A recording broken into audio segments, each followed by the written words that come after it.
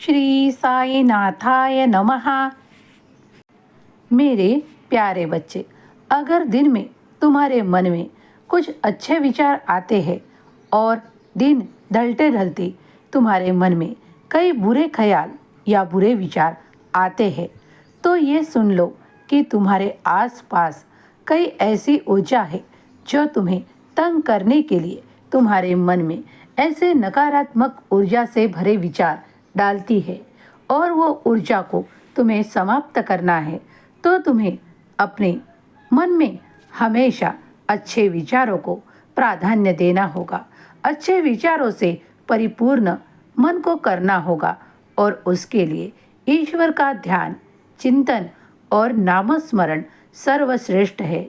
अगर तुम आध्यात्म की ओर आगे बढ़ रहे हो तभी तो तुम इस संदेश को भी सुन पा रहे हो। जो मेरा प्रिय और मेरा ध्यान करता है वही मेरे संदेशों को सुन पाता है, क्योंकि वही इस संदेश तक पहुंचता है जिसे मैं यहाँ तक पहुंचाना चाहता हूँ। तुम भी मेरे भाग्यशाली बच्चे हो जो आज यह संदेश बड़े ही पवित्र मन से सुन पा रहे हो। मैं जानता हूँ कि कभी कभी कुछ रुकावटें तुम्हारा कार्य रोकने का प्रयास करती है। कुछ ऐसे लोग जो तुम्हारे आजू बाजू में घिरे होते हैं वो तुम्हारे लिए अच्छा ही सोचते हैं, ऐसा नहीं होता। कभी कभी किसके मन की बातें तुम नहीं जान सकते, लेकिन बाबा तो जान सकते हैं ना, कौन तुम्हारे लिए अच्छा सोचता है, अच्छा करने का प्रयास करता है और कौन तुम्हारे लिए नकारात्मक सोचता है, वो सब बाबा जानते हैं। इसीलिए अब कुछ तुम्हारे ओर से बाबा ऐसा कार्य करेंगे कि तुम्हारे बीच आने वाले, तुम्हारे कार्यों में रुकावटें लाने वाले और तुम्हारे कार्यों को नज़र लगाने वाले कई बच्चों को मैं तुमसे दूर करना चाहता हूँ। अगर तुम इस आशीर्वाद को पाना चाहते हो कि वो लोग तुमसे दूर हटे जो तुम्हारे लिए सही नहीं, तो तुम हाँ कह सकते हो और इस आशीर्वाद को पाने के लिए ओम साई राम कमेंट में लिख सकते हो। जब तुम इस आशीर्वाद को पूरे दिल से स्वीकार करोगे तो तुम देखोगे कि कुछ ही दिनों बाद तुम्हारे कार्यों में आने वाली बाधाओं को समाप्त किया जा रहा है।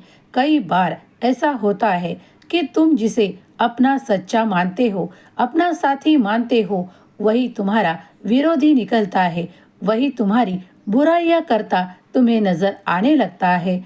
तो उसके साथ रहना पसंद करोगे या अपने कार्यों में मन लगाकर आगे बढ़ना चाहते हो? अगर चाहते हो तो हाँ कहो और इस आशीर्वाद को प्राप्त करो। साईं तुम्हारे लिए दिव्य ऊर्जा दे रहे हैं।